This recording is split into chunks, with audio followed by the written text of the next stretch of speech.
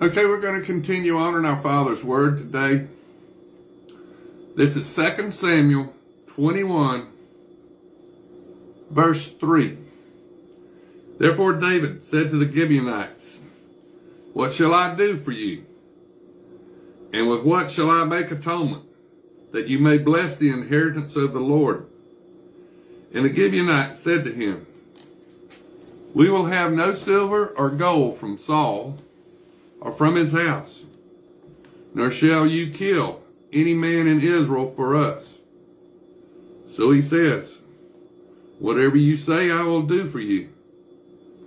Then they answered the king, "As for the man who consumed us and plotted against us, that we should be destroyed from remaining in any of the territories of Israel,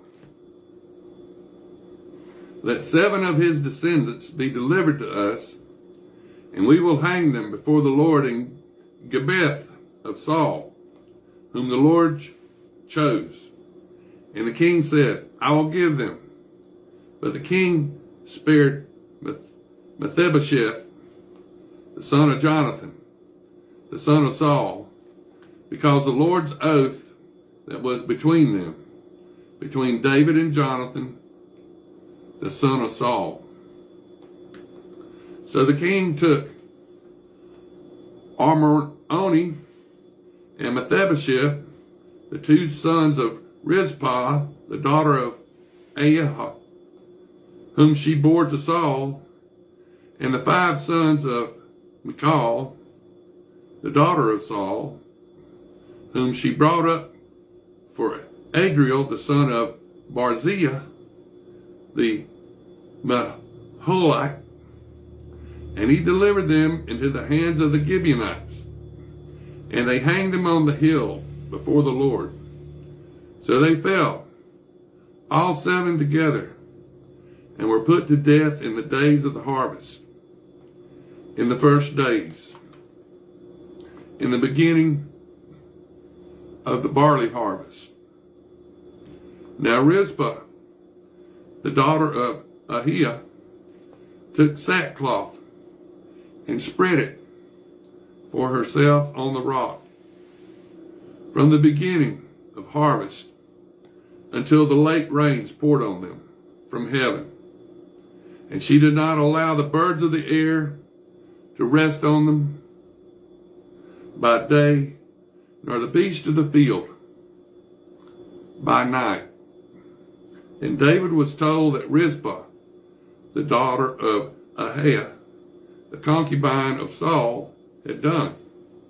Then David went and took the bones of Saul and the bones of Jonathan, his son, from the men of Jabesh Gilead, who had stolen them from the street of Bethshan, where the Philistines had hung them up, after the Philistines had struck down Saul in Gilboa. So he brought up the bones of Saul and the bones of Jonathan his son from there, and they gathered the bones of those who had been hanged. They buried the bones of Saul and Jonathan his son in the country of Benjamin, in Zelah, in the tomb of Kish his father. So they performed all that the king commanded. And after that, God heeded the prayer for the land. When the Philistines were at war against Israel, David and his servants with him went down and fought against the Philistines. And David grew faint.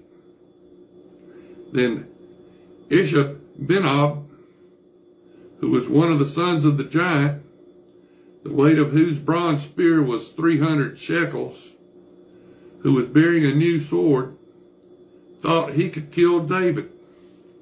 But Abishai, the son of Zeruiah, came to his aid and struck the Philistine and killed him. Then the men of David swore to him, saying, "You shall go out no more with us to battle, lest you quench the lamp of Israel." Now afterward, that there was again a battle with the Philistines at Gob. Then Sabechi, the Hushath-Aphat, killed Saph, who was one of the sons of the giant. Again there was war at Gob with the Philistines, where Elhanan, the son of Jerir Orgim, the Bethlehemite, killed the other brother of Goliath, the Gittite, the shaft of whose spear was like a weaver's beam. Yet again there was a war at Gath, where there was a man of great stature, who had 6 fingers on each hand, and 6 toes on each foot, 24 in number. And he also was born to the giant. So when he defiled Israel, Jonathan, the son of Shemiah, David's brother, killed him. These 4 were born to the giant in Gath, and fell by the hand of David, and by the hand of his servants. Now this is 2 Samuel 22. Then David spoke to the Lord the words of this song.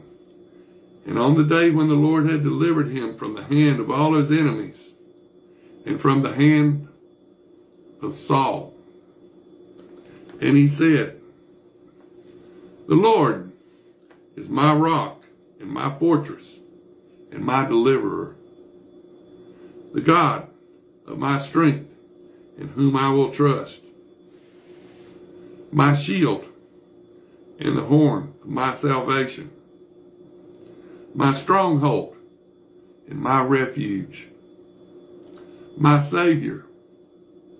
You save me from violence. I will call upon the Lord, who is worthy to be praised. So shall I be saved from my enemies. When the waves of death surround me, the floods of ungodliness made me afraid. The sorrows of Sheol surrounded me.